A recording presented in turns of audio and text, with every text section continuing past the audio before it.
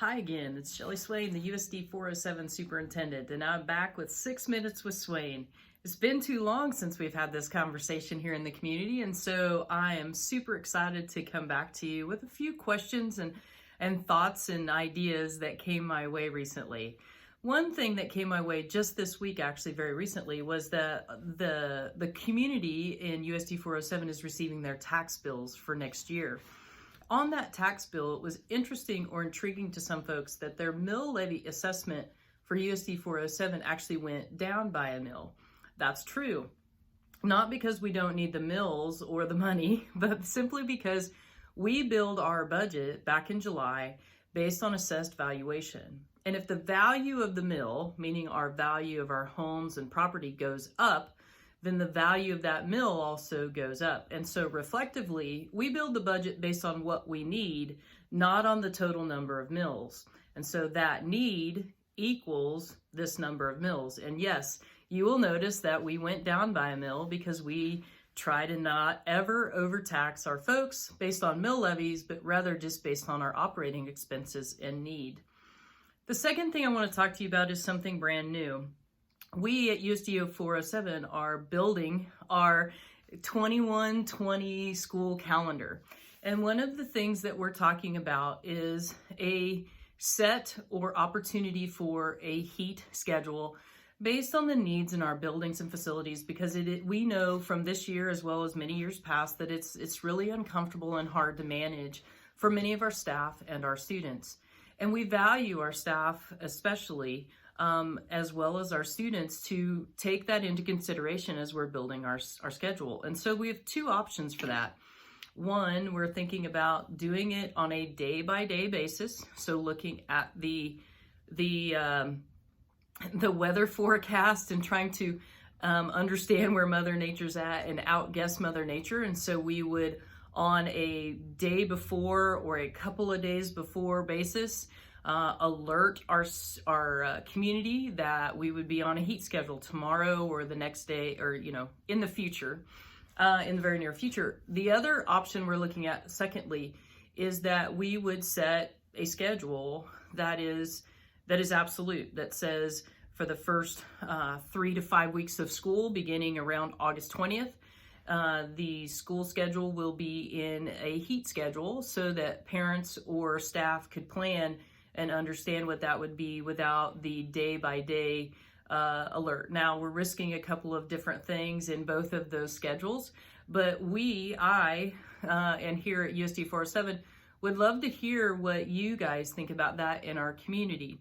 It is important, I think, that we think about it because our staff is hurting in some cases. It's also real that our staff and students, 7 through 12 in particularly, are very hot and very uncomfortable, and we feel a need here as leaders to really anticipate and understand that and take advantage take notice of that, and at least have the conversation that we want to try to perhaps do something about it. Thirdly, I want to also tell you that there's something new coming. Here in the town of Russell, in the city of Russell, we've never done in-town bus routes. We have found a way here at Russell to begin and pilot that for our community. We've been asked several times by many families throughout our community, is there anything USD 407 can do to help get my kiddo to school? And so we tried that. We piloted something this summer for our summer lunch program. We're ready to go beginning December 2nd. We'll publish this map for you. It'll be attached to this video on social media. There will be 10 bus stops throughout our community so that folks can utilize us for that in-town route, and so that our kiddos and families can be supported the best we know how. Will it cost us anything? Not much. It's going to cost us some fuel. We've come to and been very creative at the table to find a way to do this that is very minimally impacting to us, but can have a maximum impact for our students and for our families. So please pay attention. There will be lots of press releases going out We recognize fully that this is a pilot. We may find great success and continue it for many years to come. We may also find and change these bus stops throughout the next semester, because we're going to do this for an entire next semester. Again, we start December 2nd, and I'm excited to bring this to our community and to our kids who need it. And then finally, I want to talk a little bit about Mr. Rogers. There's been lots of discussion and fun about Mr. Rogers because there's a new movie coming out, A Wonderful Day in the Neighborhood, talking about Mr. Rogers. And one of the main things about Mr. Rogers is about kindness. And here we are in the Thanksgiving season, and I just want to say that the kindness is amazing, and it doesn't take much to show it. It can be as simple as a smile. It can be as simple as a high five. It can be just as easy as finding the people you work with or the people you live with and saying, I'm really glad you're here today. As Simpson Elementary School knows, it only takes one drop of kindness to fill a heart with love. And that comes from a book that I've been sharing with our elementary schools.